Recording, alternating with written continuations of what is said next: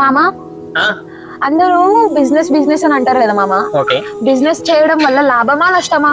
మామ ఒకటే మామ, బిజినెస్ రిస్కీ, కానీ ఏదో ఒక రోజు నువ్వు చేసిన లాసెస్ అన్ని నీ ప్రాఫిట్ త్రూ అన్ని క్లియర్ చేయొచ్చు. ఆ 1 డే ప్రాఫిట్ తోని నువ్వు చేసిన లాసెస్ అన్ని క్లియర్ చేయొచ్చు. మరి ఇప్పుడు ఈ ఈ జనరేషన్ లో ఓకే, బిజినెస్ చేయడం కరెక్టా, జాబ్ చేయడం కరెక్టా?